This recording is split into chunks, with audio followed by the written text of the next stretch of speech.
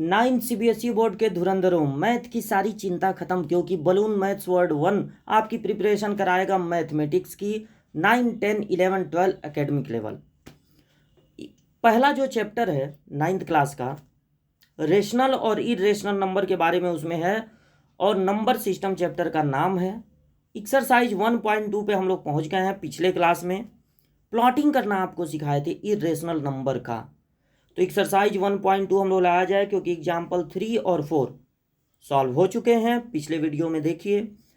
State whether the following statement are true या false, justify your answer. Every, पहला है every irrational number is a real number. जितने भी irrational number होते हैं, क्या वो रियल नंबर होते हैं? जो रियल नंबर होते हैं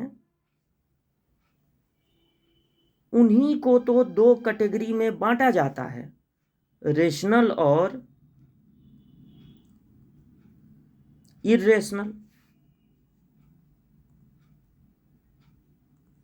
तो अगर आपसे कोई पूछे कि रेशनल नंबर जितने होते हैं वो रियल नंबर होते हैं कि नहीं, तो आप कहेंगे हाँ होते हैं।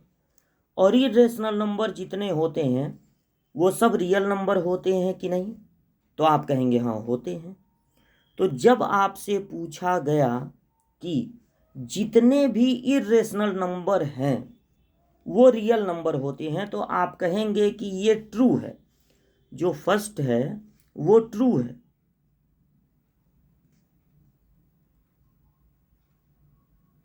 और आपको अपने आंसर को जस्टिफाई भी करना है, तो आप बता देंगे कि real number are divided into rational and irrational numbers.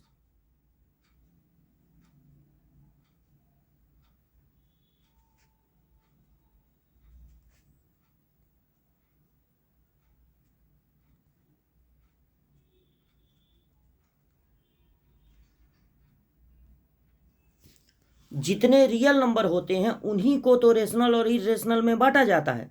तो जितने रेशनल है वो भी रियल नंबर होंगे और जितने इरेशनल है वो भी रियल नंबर होंगे। बस यही आंसर आपको दे देना है। नोट कर लीजिएगा इसको। बढ़ते हैं आगे और देखते हैं अगला क्वेश्चन। नेक्स्ट क्वेश्चन है, every point on number line is of the form of root m where m is a natural number. Number line पे जितने भी पॉइंट पाए जाते हैं वो रूट एम के फॉर्म में होते हैं, यानी किसी नेचुरल नंबर के स्क्वायर रूट होते हैं। सही बात है कि गलत? ये बिल्कुल गलत बात है। सेकंड है फॉल्स, और इसका रीजन ये है कि -1, -2, -3 are found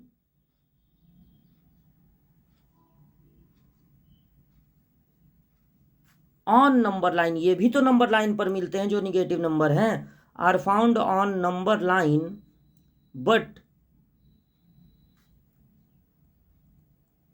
they are not in form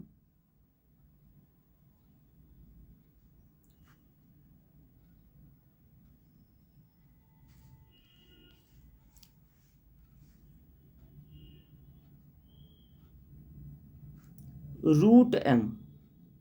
ये रूट एम के फॉर्म में नहीं होते, क्योंकि निगेटिव नंबर किसी भी नेचुरल नंबर के स्क्वायर रूट नहीं होते, बल्कि किसी भी रियल नंबर के स्क्वायर रूट नहीं होते हैं।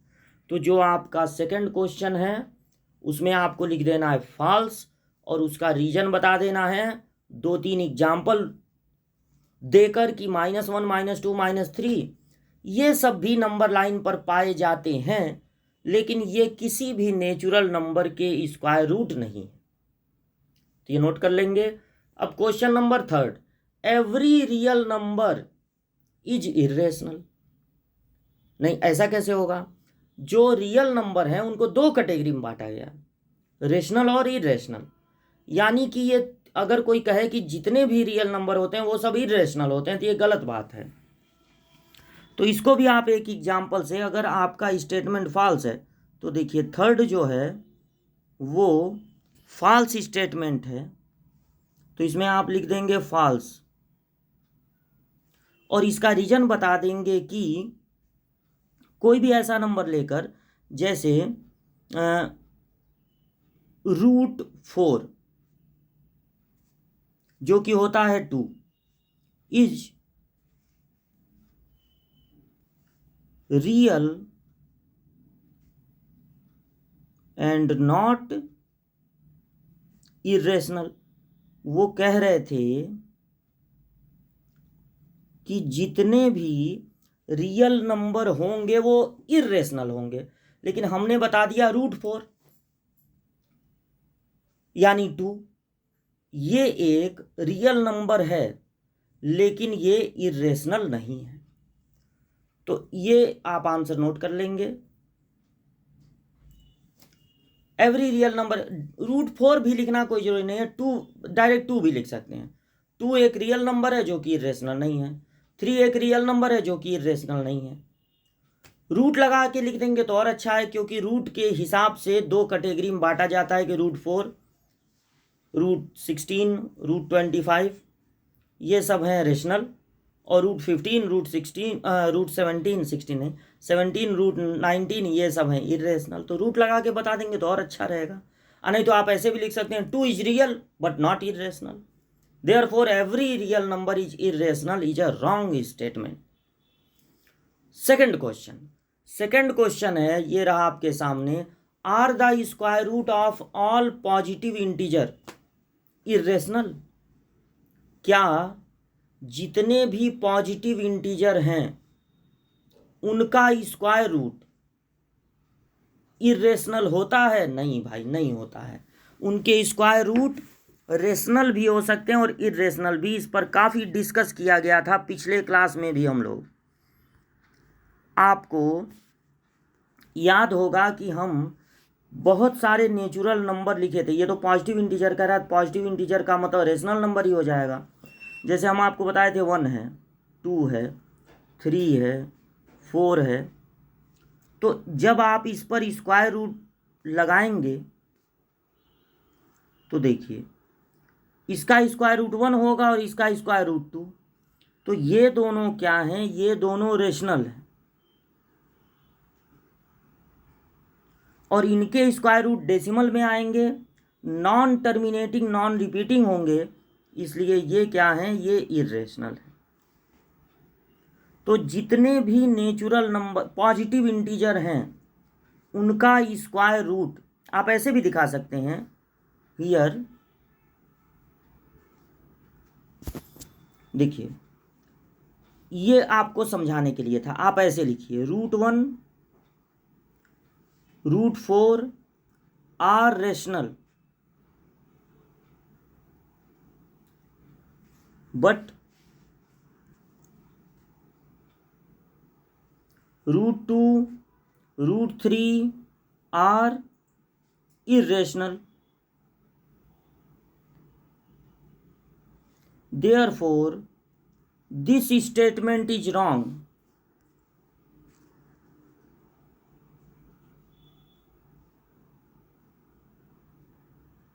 This statement is wrong. ये स्टेटमेंट रॉन्ग हो गया और एग्जाम्पल से भी हम लोगों ने बता दिया। ये आंसर हो जाएगा आपके क्वेश्चन नंबर 2 का। अब question number 3, show that √5 can be represented on number line. आप शो कीजिए कि जो √5 है वो नंबर लाइन पे रिप्रेजेंट हो सकता है। तो नंबर लाइन पे रिप्रेजेंट करना आपको सिखाए थे। सबसे पहले आपको क्या करना है, ये हो गई आपकी नंबर लाइन। यहाँ पर आपको मार्क कर देना एक जगह 0 और एक जगह आपने मार्क कर दिया 1। चाहे 1 सेंटीमीटर पे, 1 सेंटीमीटर बहुत छोटा हो जाता है इसलिए 2 सेंटीमीटर, 3 सेंटीमीटर, 4 सेंटीमीटर पे आप बहुत बड़ा भी मत लीजिएगा, मतलब 2 सेंटीमीटर से 3 सेंटीमीटर अच्छा है। अब यहाँ पर आप बनाएंगे 90 डिग्री का एंगल। 90 डिग्री का एंगल बनाना सिखाए थे पिछले क्लास में, आप उसको देखिएगा, ये कुछ ज़्यादा ही बड़ा हो गया। 90 डिग्री का एंगल, अब उसको जितना डिस्टेंस ये है यहाँ से यहाँ तक उतने पे कट मार देना है, और जब इसको ज्वाइन करेंगे तो ये लाइन होगा √2 का। अब यहाँ पर 90 डिग्री का एंगल बना देना है, ठीक, 90 डिग्री का एंगल, 90 डिग्री का एंगल बना, पिछला वीडियो देखिए सब ये सिखाए हैं, कंपास वगैरह लेके सिखाए हैं। तो ये 90 डिग्री का एंगल बना दिए, फिर इतना डिस्टेंस यहाँ से यहाँ तक, इतने डिस्टेंस पे इसको कट कर दिए। अब इसको ज्वाइन करेंगे तो ये हो जाएगा √3। वापस इस पे अब ये जो नई वाली लाइन मिली √3, इस पे 90 डिग्री बनाएंगे और उसको इसी डिस्टेंस पे, ये जो डिस्टेंस आप लिए यहाँ से यहाँ तक उतने डिस्टेंस पे कट कर देंगे, चाहे वो 2 सेंटीमीटर लिए हों या 3 सेंटीमीटर, जितना भी, या 1 सेंटीमीटर ही लिए हों। तो ये आप ज्वाइन करेंगे तो ये हो जाएगा √4, और फिर यहाँ पर एक बार 90 डिग्री का एंगल बनाएंगे तो √2 मिल गया, √3 मिल गया, √4 मिल गया। इस बार जब ये डिस्टेंस कट करेंगे यहाँ पे और इसको ज्वाइन करेंगे तब आपको मिल जाएगा √5, यही आपका होगा √5। अब कंपास को यहाँ रख के, कंपास की टिप यहाँ रख के, पेंसिल की नोक को यहाँ तक बढ़ा के जब आप ऐसे एक आर्क लगाएंगे, यहाँ पर कंपास की टिप रख के यहाँ तक का डिस्टेंस लेके पेंसिल में, और आप जब ऐसे आर्क लगाएंगे तो जहाँ ये नंबर लाइन को कट करेगा दैट विल बी √5, यह आपका हो जाएगा √5। अच्छा, ये एक तरीका है, अच्छा तरीका है। पहले हमने √2 सर्च किया, फिर √3, फिर √4, फिर √5। एक और तरीका भी होता है। सपोज कीजिए कि आपको √5 की ज़रूरत है। अगर आप इसको लेते हैं 2 सेंटीमीटर और इसको, मतलब 2 लेते हैं और इसको लेते हैं 1, तो ये जो हाइपोटेन्यूस होता है वो होता है रूट में इसका स्क्वायर, बेस का स्क्वायर प्लस परपेंडिकुलर का स्क्वायर। तो ये आपको क्या मिलेगा, √4 और +1 5, √5 मिल गया। तो ये अगर आप याद रखते हैं कि अगर मैं बेस को ले लूँ 2 और परपेंडिकुलर को ले लूँ 1, तो जो मुझे हाइपोटेन्यूस मिलेगा वो कितना मिलेगा, √5। तो अगर आप इस मेथड से बनाना चाहते हैं तो देखिए क्या करना होगा। एक आपने बना लिया नंबर लाइन, यहाँ पर आपने प्लॉट कर दिया 0 और किसी डिस्टेंस पर 1 और उतने ही डिस्टेंस पे 2। सपोज कीजिए कि यहाँ से यहाँ तक का डिस्टेंस आप 1 सेंटीमीटर ले रहे हैं या 2 सेंटीमीटर।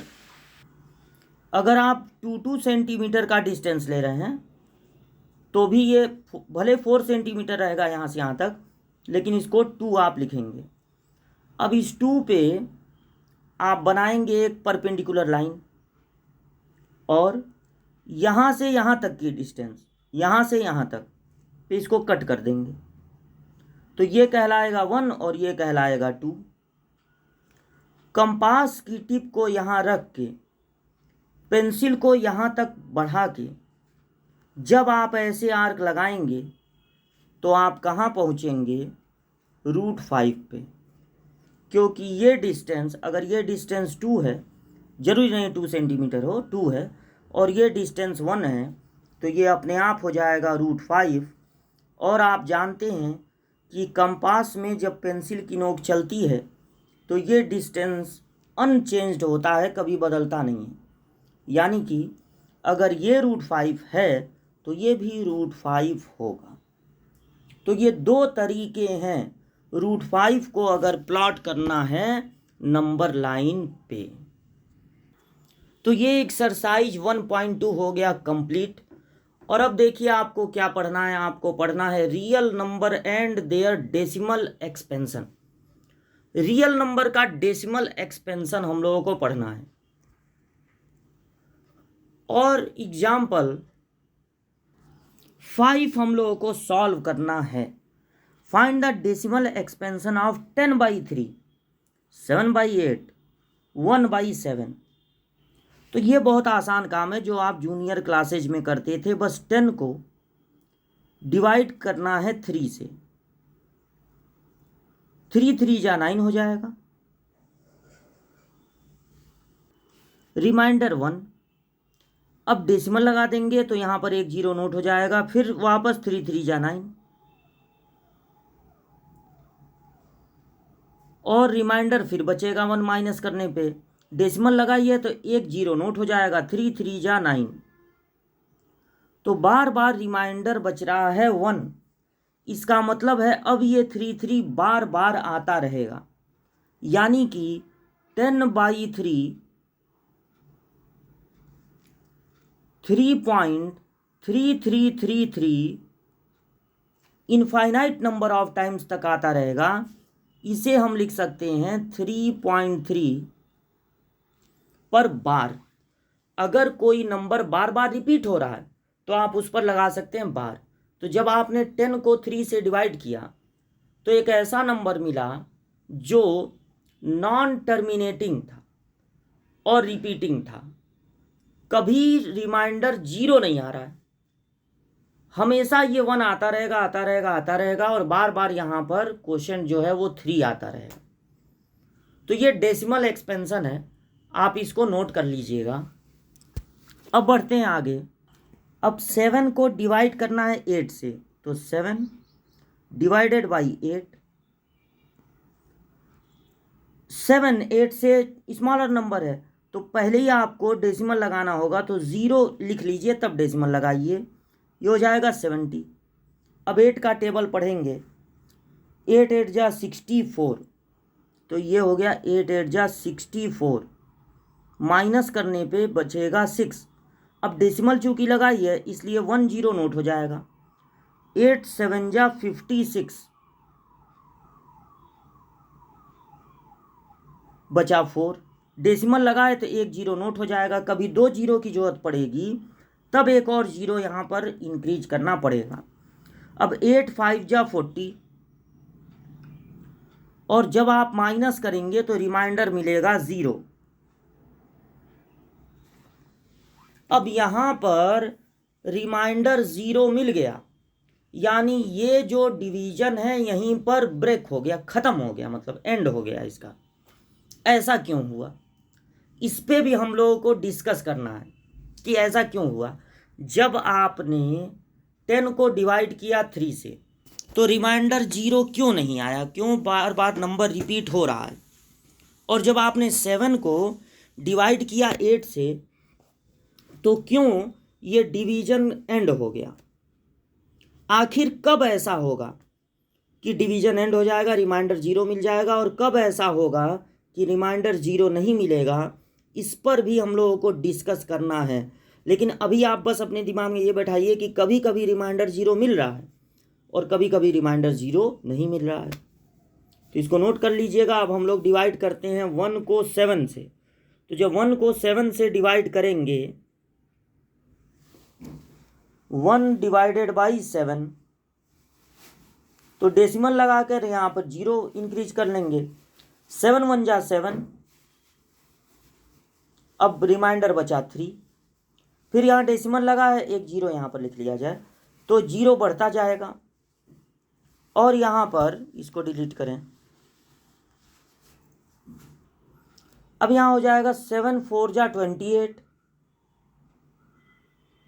बचा कितना 2। डेसिमल लगा है तो 0 नोट हो गया। 7 2 जा 14,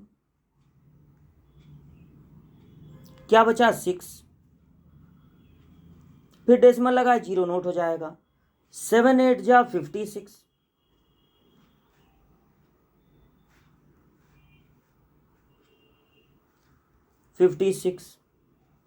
फिर माइनस किए बचा 4।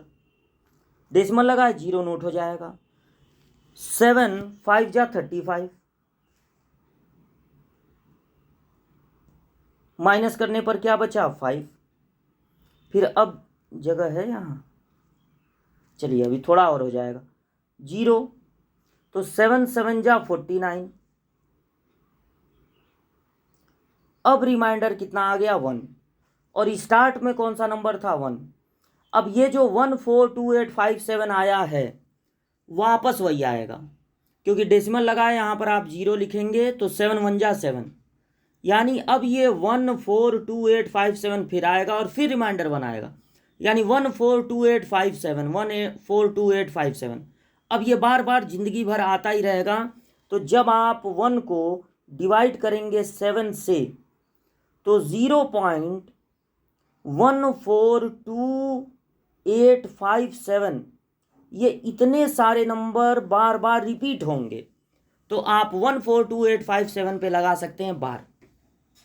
तो दो तरह के डेसिमल एक्सपेंशन हो सकते हैं, या तो रिमाइंडर 0 आ जाएगा और या तो कुछ number 1 number 2 number 5 number 10 number ऐसे होंगे जो बार बार रिपीट होंगे। तो अगली क्लास में डिस्कस किया जाएगा कि कैसे ये पता चलेगा विदाउट डिवीजन कि बार वाला डेसिमल आने वाला है और या फिर एक टर्मिनेटिंग, मतलब इसको कहते हैं टर्मिनेटिंग। पहले भी आपको बता चुके हैं, टर्मिनेटिंग वर्ड का यूज कर चुके हैं, लेकिन नेक्स्ट क्लास में इसको फुल्ली एक्सप्लेन किया जाएगा। फिलहाल आप यहाँ तक नोट कर लेंगे अपनी कॉपी में, और मिलते हैं अगली क्लास में आगे के क्वेश्चंस लेकर।